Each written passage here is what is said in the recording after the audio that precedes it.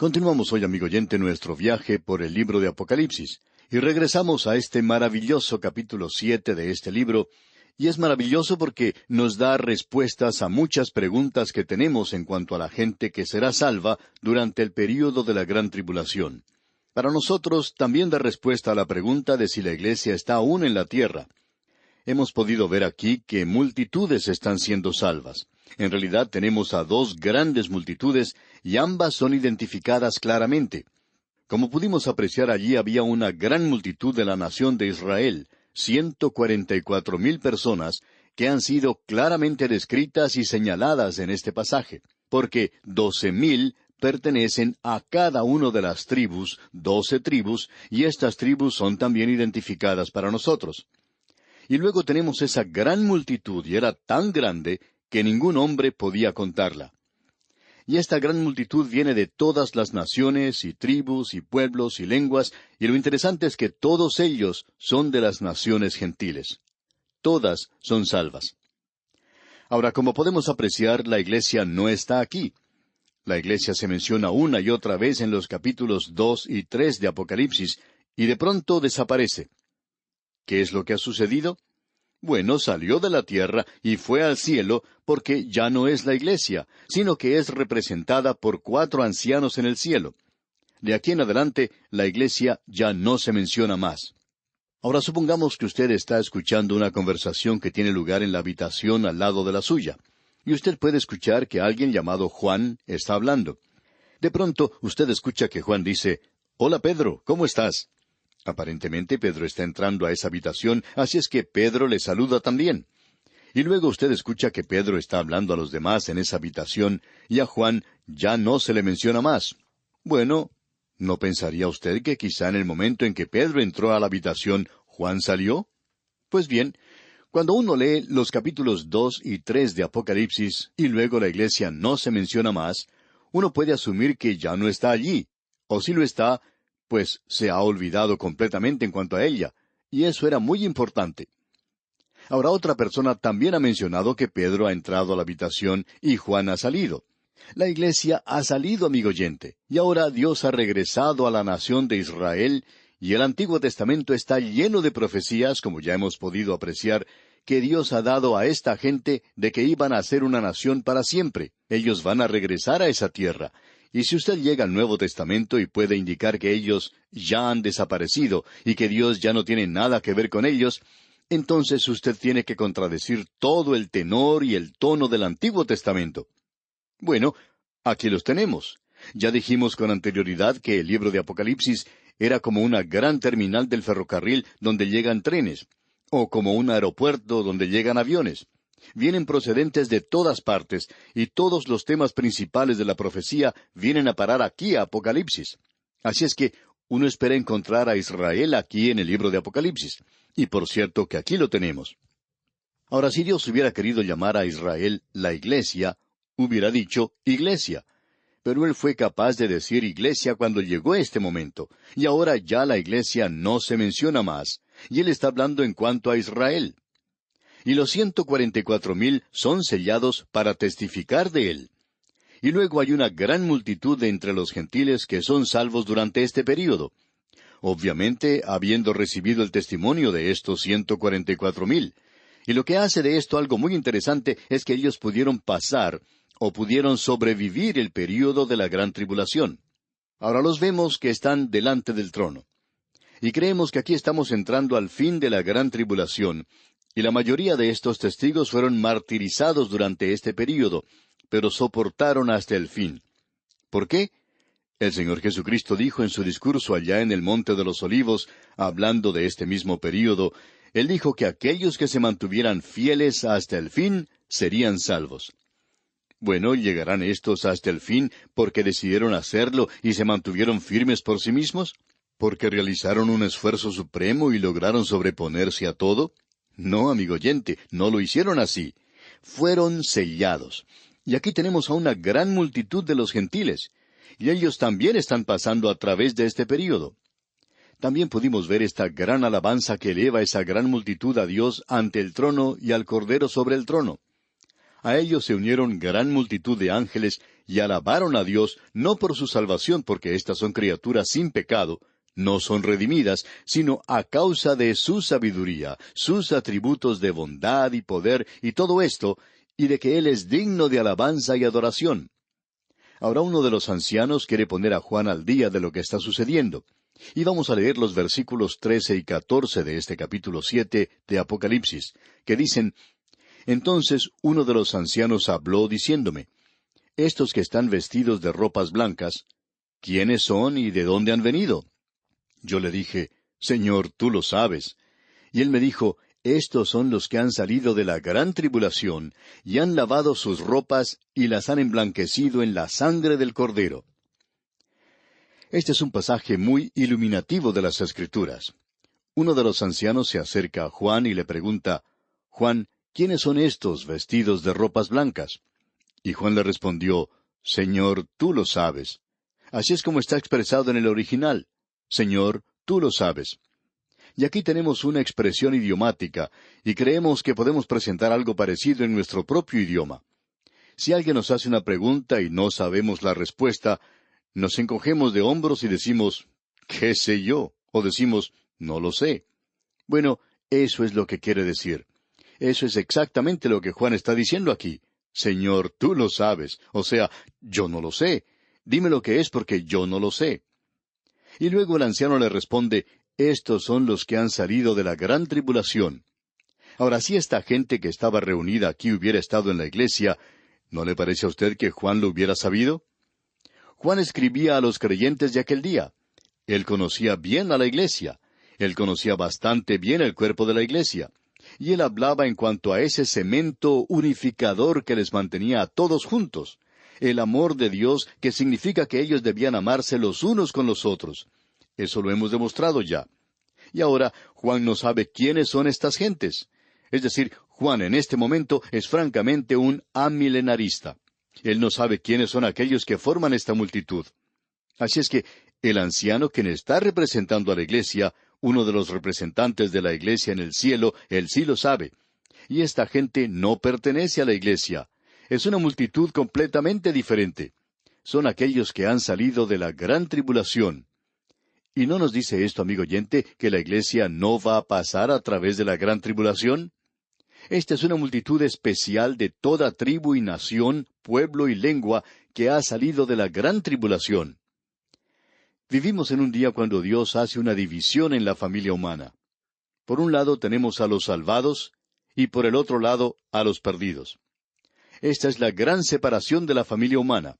Pero si usted quiere encontrar la proporción de la división o de la división de grupo, usted recordará que la palabra de Dios tiene algo que decir en cuanto a esto. El apóstol Pablo en su primera epístola a los Corintios, capítulo 10, versículo 32 dice: No seáis de tropiezo ni a judíos, ni a gentiles, ni a la iglesia de Dios. Pablo está diciéndole a los corintios que hay tres grupos allí. Allí tenemos a los judíos, a los gentiles y a la iglesia de Dios. Estos son los tres grupos. Y no hay que ser tropiezo para ninguno de ellos. Eso es lo que él está diciendo. Esa es una de las divisiones que la Escritura hace hoy de la familia humana: los judíos, los gentiles y la iglesia de Dios. Esa es la división que corre a través de la familia humana en el presente. Ahora hemos llegado a un período cuando hay solamente dos grupos, judíos y gentiles. ¿Dónde está la iglesia de Dios? Bueno, fue a estar con Él. Usted recuerda que el Señor Jesucristo dijo allá en el Evangelio según San Juan, capítulo 14, versículos 2 y 3, Voy pues a preparar lugar para vosotros. Y si me fuere y os preparare lugar, vendré otra vez y os tomaré a mí mismo, para que donde yo estoy, vosotros también estéis. Y en este pasaje que estamos leyendo en Apocalipsis, ellos ya están con Él. Veamos lo que Él dice en cuanto a este grupo en la primera epístola a los Corintios, capítulo 12, versículo 13. Dice: Porque por un solo Espíritu fuimos todos bautizados en un cuerpo, sean judíos o griegos, sean esclavos o libres, y a todos se nos dio a beber de un mismo Espíritu. Así es que Dios está llamando para sí dos divisiones de gente, tanto judíos como gentiles, que son diferentes. La iglesia es una de ellas, y la iglesia será sacada del mundo. No nos gusta la impresión que dan algunas personas, y es un punto de vista pesimista, de que de alguna forma u otra Dios está fracasando. Amigo oyente, Dios está hoy haciendo exactamente lo que Él dijo que iba a hacer, que en esta época Él iba a separar un pueblo para sí, y Él está realizando una tarea mucho mejor de lo que usted y yo podemos pensar. Nosotros nos hemos dado cuenta por medio del Ministerio Radial, al extenderse el alcance de este programa a muchas naciones del mundo, hemos descubierto que hay multitudes que se están volviendo a Cristo hoy en todas partes. Y esto es lo mismo que otros están informando en el presente. Así es que Dios está llamando a un pueblo de este mundo para sí, la iglesia. Pero aquí en Apocalipsis, la iglesia ya no está. Y Juan habla de esto de una manera muy clara, que esto es algo diferente a la iglesia. Ellos habían salido de la gran tribulación. ¿Dónde habíamos escuchado nosotros en cuanto a la gran tribulación? Bueno, el Señor Jesucristo es quien usa esa expresión. En realidad, Él fue quien nos la dio. Hay algunos que piensan que quizá fue algún fundamentalista que pensó en esto primero. Pero no, amigo oyente, fue Él. Fue al Señor Jesucristo a quien se le ocurrió, y Él lo designó así. Allá en el capítulo 24 del Evangelio según San Mateo, versículo 21, Él dice, «Porque habrá entonces gran tribulación, cual no la ha habido desde el principio del mundo hasta ahora, ni la habrá». Allí en el Evangelio según San Mateo, y también aquí en Apocalipsis, tenemos una manera de expresar esto, y casi es imposible hacerlo en nuestro propio idioma. Tenemos un artículo con el adjetivo grande, y un artículo con tribulación, y es la tribulación, la grande. Y eso se nos da para énfasis. Es decir, que aquí tenemos algo que es diferente. Esto es algo, por cierto, muy fuera de lo común. De modo que uno de los ancianos le pregunta a Juan, ¿quiénes son estos de la multitud? Él no puede identificarlos. Juan lo hubiera sabido si esta multitud fuera la iglesia, pero no lo es. También hubiera sabido si fueran santos del Antiguo Testamento o israelitas. Juan hubiera sabido eso. Pero este grupo él no lo puede reconocer. Son identificados como gentiles redimidos que han salido de la gran tribulación. Están vestidos con vestiduras blancas, lo cual habla de la justicia de Cristo. ¿Y cómo fue que obtuvieron esas vestiduras? Bueno, porque Cristo derramó su sangre. Esa es la única manera por la cual usted y yo, amigo oyente, podremos estar delante de Él, porque Él pagó el castigo de nuestros pecados. Él murió para que usted y yo vivamos, y eso también es una realidad para este grupo aquí.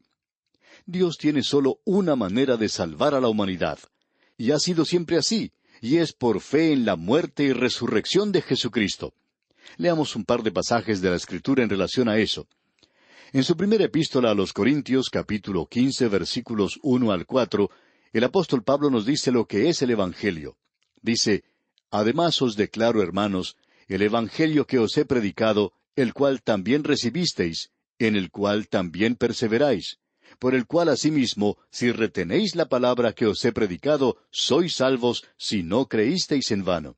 Porque primeramente os he enseñado lo que asimismo recibí, que Cristo murió por nuestros pecados conforme a las Escrituras, y que fue sepultado, y que resucitó al tercer día conforme a las Escrituras». Pablo está diciendo aquí que esto no es algo nuevo con él, sino algo que él ha recibido. Él no había pensado en esto. A él le fue dado esto. El Señor Jesús le enseñó a él cuando estuvo en el desierto de Arabia por 2 años. Así es que Él les está diciendo a ellos lo que él había recibido. De que Cristo había muerto. ¿Por qué? Por nuestros pecados, conforme a las Escrituras, y que fue sepultado y que resucitó al tercer día, conforme a las Escrituras. Ese es el Evangelio. El Evangelio no es pedirle a usted que haga algo. Es Dios diciéndole a usted que Él ha hecho ya algo por usted. El Evangelio no es usted dándole algo a Dios, sino que el Evangelio es Dios dándole algo a usted. El regalo, el obsequio de Dios es vida eterna en Cristo Jesús. ¿Cómo lo recibió? Por fe. Esa es la única manera de recibir ese regalo. Ahora, supongamos que usted me trae un regalo a mí. Puede ser Navidad, y usted se acerca donde yo estoy y me dice, aquí tengo un regalo para usted. ¿Qué es lo que tengo que hacer yo para recibirlo?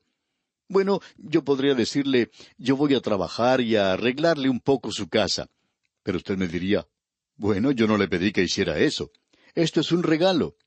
Yo le estaría insultando a usted, amigo oyente, si usted me da un regalo y yo trato de pagar por el regalo. Y supongamos que yo le diga, bueno, tengo unos cuantos centavos aquí en mi bolsillo y yo le entregaré ese dinero por su regalo.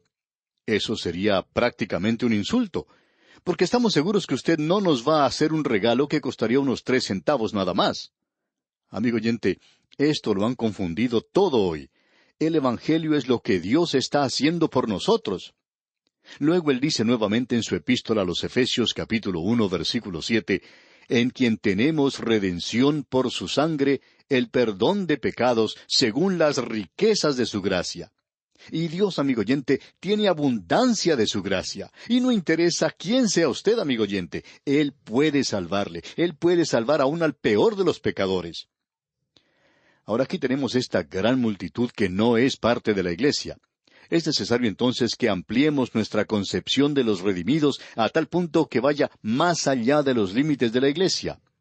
Y por cierto que va mucho más allá de los límites de su pequeño grupo y del mío, de su denominación y de la mía.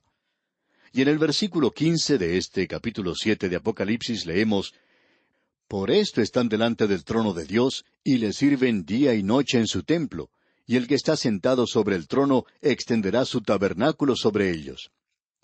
Le sirven de día y de noche en su templo. Sabemos muy bien aquí que esta no es la iglesia. A la iglesia nunca se la identifica con el templo. Y se nos dice al final de este libro que la iglesia está en el cielo en la Nueva Jerusalén. La iglesia nunca tendrá un templo. Habrá un templo sobre la tierra, pero no habrá uno en el cielo donde esté la iglesia. Así es que esto no puede ser la iglesia. Leamos entonces los versículos 15 al 17 juntos. Por esto están delante del trono de Dios, y le sirven día y noche en su templo. Y el que está sentado sobre el trono extenderá su tabernáculo sobre ellos. Ya no tendrán hambre ni sed, y el sol no caerá más sobre ellos, ni calor alguno, porque el Cordero que está en medio del trono los pastoreará, y los guiará a fuentes de aguas de vida, y Dios enjugará toda lágrima de los ojos de ellos. Esta multitud está agotada. Ellos han pasado a través del período de la gran tribulación. Creemos que la mayoría de ellos habían entregado sus vidas por Cristo, aunque no se nos dice eso específicamente, pero ellos son presentados aquí como estando delante del trono de Dios en el cielo. Y las cosas que se mencionan ahora son las cosas que ellos soportaron. Ellos no van a pasar más hambre o sed. Aparentemente lo hicieron. Ellos habían estado soportando el calor del mediodía, y también habían sentido una sed por las cosas espirituales. Y ellos no tenían eso, y ellos lloraron. Ahora Dios enjugará toda lágrima de los ojos de ellos, y ellos pudieron pasar a través del período de la gran tribulación gracias a la sangre del Cordero, esta multitud maravillosa que se nos presenta aquí. Amigo oyente, usted puede darse cuenta que Él tiene otras ovejas. Usted recuerda que Él habló esto con sus discípulos y fue difícil para ellos comprenderlo. Él les dijo que tenía otras ovejas de las que ellos no sabían nada. No eran de ese redil. Él tiene otras ovejas, y Él puede decir eso a la iglesia hoy. Tengo otras ovejas de las cuales ustedes no saben nada. Y aquí tenemos estas otras ovejas, digamos de paso, que han sido redimidas, pero no en la iglesia. Esperamos haber hecho esto bastante claro para usted, amigo oyente. Nos detenemos pues aquí por hoy y continuaremos Dios mediante en nuestro próximo estudio. Es nuestra oración que las bendiciones de Dios sean sobre usted, ahora y siempre.